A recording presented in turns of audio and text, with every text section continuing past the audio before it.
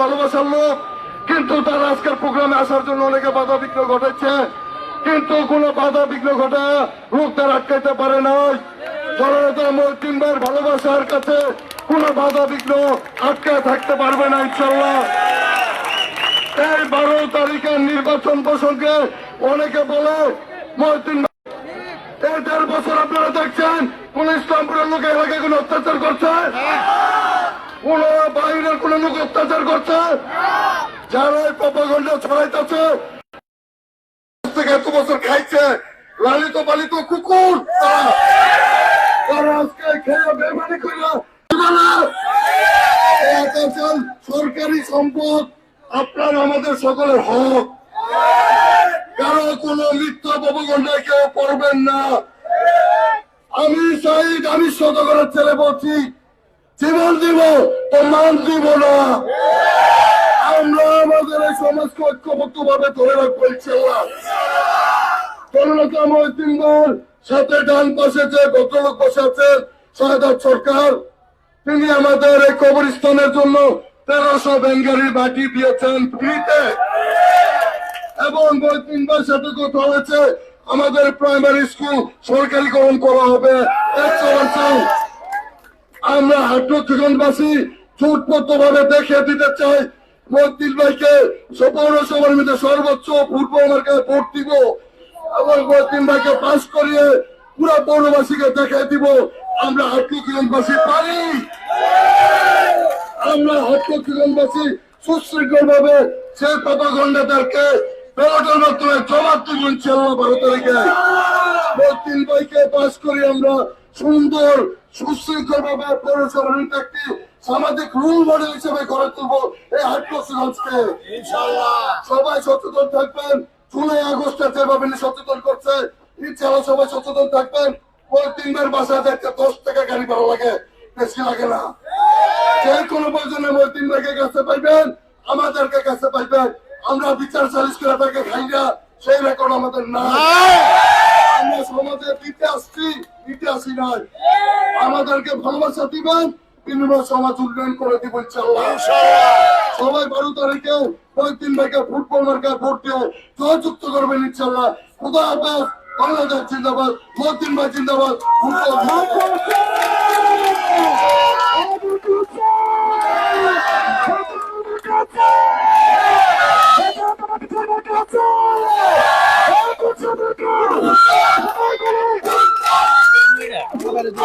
Hello,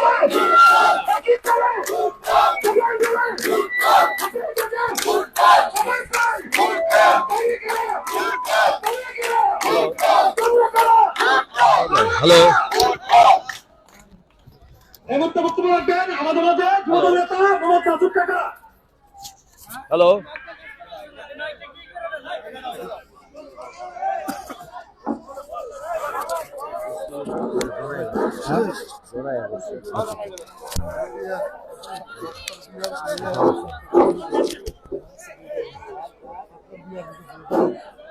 বিসমিল্লাহির রহমানির রহিম। ত্রয়োদশ জাতীয় সংসদ নির্বাচন মুন্সিগঞ্জ 3 আসনে মুন্সিগঞ্জের জনতার প্রার্থী ফুটবল মার্কার পক্ষে আজকের এই গণসংযোগের অংশ হিসেবে হাটলক্ষ্মীগঞ্জ 3 নং ওয়ার্ড বিএনপির বা জনগণের হাটলক্ষ্মীগঞ্জে এই বৈঠক বৈঠকে উপস্থিত, মঞ্চে উপস্থিত যারা সম্মানিত মুরব্বী রয়েছেন এবং যারা আমার সামনে বসে আছেন সম্মানিত উপস্থিতি, সবাইকে আমার পক্ষ থেকে জানাচ্ছি প্রীতি এবং শুভেচ্ছা। আমার বক্তব্যের শুরুতে আমি সর্বপ্রথমে শ্রদ্ধার সাথে স্মরণ করছি আমাদের মুন্সিগঞ্জের প্রয়াত বিএনপির নেতা, কিংবদন্তি নেতা শাহজাহান শিকদারকে। শ্রদ্ধার সাথে স্মরণ করছি আমার চাচা মুন্সিগঞ্জ জেলা বিএনপির সিনিয়র সহসভাপতি প্রয়াত হাজী গুলজার হোসেন কাকাকে।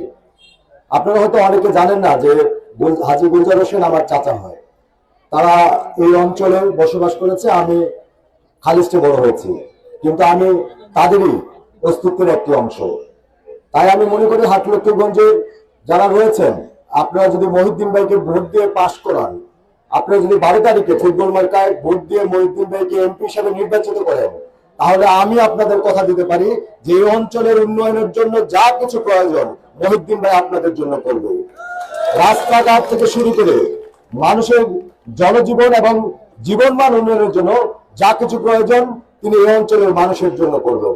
কারণ আমরা বরাবরই দেখেছি এই হাটলকিগঞ্জের একদাকপুরের মানুষ যারা রয়েছে তারা মহিউদ্দিন ভাই এবং আব্দুল্লাহর জন্য সবসময় নিবেদিত প্রাণ ছিল। যখনই তাদের পরিবার বিপদে পড়েছে এই অঞ্চলের মানুষ তাদের পাশে দাঁড়িয়েছে, শক্ত হাতে হাত রেখে তাদের এই লড়াইয়ে জিতার জন্য সমস্ত কাজ করেছে।